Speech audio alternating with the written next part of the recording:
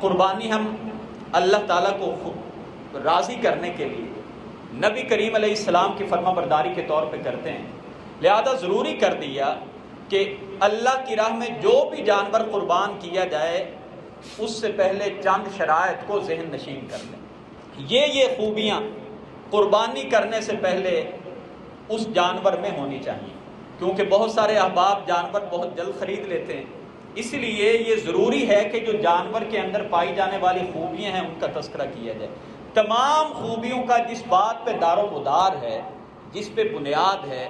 وہ سب سے بڑی خوبی اور نمبر 1 پہ جو خوبی ہے وہ یہ ہے کہ قربانی کرنے سے پہلے ہمارے اندر اخلاص ہونا چاہیے کہ یہ عمل صرف اور صرف ہم اللہ تعالیٰ کو راضی کرنے کے لیے کر رہے ہیں۔ اگر مقصد یہ ہو گیا کہ لوگ تعریفیں کریں اور فلاں سے بڑھ کے میں نے جانور لینا ہے تاکہ لوگ یہ کہیں نہیں کہ پورے محلے میں اس سے بہتر تو جانور ہی کوئی نہیں، انسان ہے نا، باہر کیف پھر اس کے اندر نمود و نمائش، ریاکاری، دکھلاوا آ جاتا ہے۔ اس لیے قربانی کرنے سے پہلے یہ ضروری ہے کہ آپ کے اندر اخلاص ہونا چاہیے۔ اخلاص کے ساتھ جو دوسری بڑی بات ہے وہ رزق حلال سے قربانی کی جائے۔ حرام کا پیسہ کما کے آپ چاہے یہاں پہ جانوروں کی لائنیں کیوں نہ لگا دیں تو ایسی قربانی اللہ کو مطلوب نہیں ہے۔ نبی کریم علیہ السلام نے فرمایا تھا، اللہ نہ تو تمہاری شکلوں کو دیکھتا ہے، نہ اللہ تمہارے مال اور پیسے کو دیکھتا ہے، اللہ تو تمہیں دیکھتا ہے کہ تمہارے دلوں کی کیفیت کیا ہے اور تم عمل کیسے کرتے ہو۔ اللہ کو یہی چیز مطلوب ہے، لن ینال اللہ لحومها ولا دماؤها، اللہ تک نہ تو تمہارے جانوروں کے خون پہنچتے ہیں نہ ان کا گوشت پہنچتا ہے، ولاکن ینالہ التقوی منکم، اللہ اس قربانی کے ذریعے تمہارے تقوی کو دیکھ رہا ہوتا ہے کہ یہ بندہ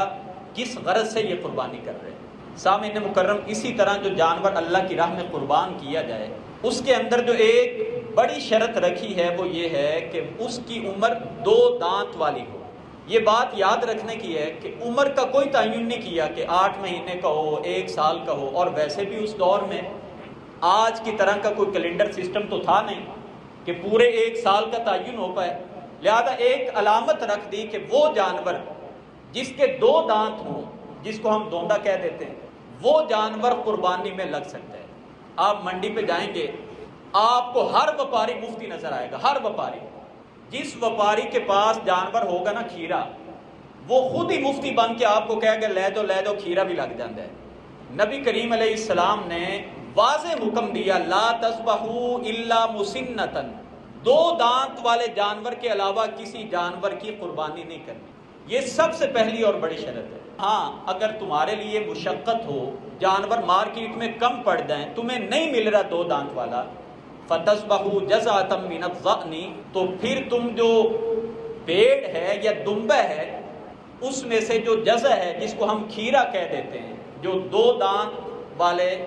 عرصے سے کچھ ٹائم پہلے وہ کھیرا ہوتا ہے، اس کے دانت ابھی وہ اس طرح سے نہیں آئے ہوتے، تو اللہ کے نبی علیہ السلام نے اس کی اجازت دی کہ اگر تمہارے لیے مشقت ہو، تمہیں ایسا جانور نہ مل رہا ہو، تو پھر تمہیں اجازت ہے کہ تم پیڑ یا جو دمبہ ہے اس میں سے تم کھیرا جانور اللہ کی راہ میں قربان کر سکتے ہو۔ اب یہ واضح حدیث مبارک ہے۔ اب اس حدیث مبارکہ کی روشنی میں کوئی حیل و حجت، کوئی ادھر ادھر کی بات، کسی مفتی کی بات کوئی اہمیت نہیں رکھتی۔ اسی طرح نبی کریم علیہ السلام نے فرمایا کہ جو جانور بھی تم خریدنے لگے ہو دیکھ لو کہ اس میں کوئی عیب نہ پایا جاتا ہو، وہ کانا نہ ہو، ٹانگوں سے لنگڑا نہ ہو، اور اسی طرح وہ اتنا کمزور اور لاغر نہ ہو کہ صرف ہڈیاں ہی ہڈیاں اس میں، صحت مند جانور لے کے اللہ کی راہ میں پیش کرنا ہے۔ سامعین مکرم، اب یہ وہ شرائط ہیں کہ شاید ان شرائط کی طرف ہم اس طرح سے توجہ نہیں دیتے، یا ایک اور بھی بات دیکھنے کو ملتی ہے کہ جب آخری رات اکثر لوگ لینے جانور جاتے ہیں یا رات کے وقت جاتے ہیں تو اکثر ان کو یہ دیکھنے کو ملتا ہے کہ ان کے ساتھ کوئی دھوکہ ہو جاتا ہے، جانور کو صحیح طرح سے دیکھ نہیں پاتے۔ اسی لیے مسنون عمل میں یہی سمجھتا ہوں کہ جانور دیکھنے سے پہلے بڑی اس کو دھیان کے ساتھ اور دن کی روشنی میں یا رات کے وقت بھی اس کو بخوبی روشنی کے اندر اس کو چلا کے چیک کیا جائے، اس کے بعد جانور کو خریدا جائے۔ اب سامعین مکرم، یہ تو چند باتیں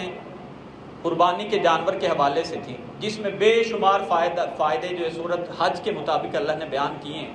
کہ یہ کہنا کہ اس وقت اربوں روپیہ مسلمان ضائع کر دیتے ہیں، ضائع نہیں ہوتے، اس کے اندر بے شمار معاشی فوائد بھی ہیں۔ آپ دیکھیں جو لوگ جانور پالتے ہیں ان کا ایک کاروبار ہے، پھر چارہ بکتا ہے، پھر جو ٹرانسپورٹ لے کے آتی ہے، پھر اسی طرح غریبوں کے گھروں تک یہ گوشت جاتا ہے جو سال بھر نہیں کھا پاتے، اللہ تعالیٰ ان غرباء اور مساکین کو بھی یہ گوشت کھلا دیتا ہے۔ یہ سارے قربانی کے وہ فوائد ہیں جو اللہ رب العزت نے 10 ذی الحجہ کو جو قربانی کی جاتی ہے اس میں رکھے ہیں۔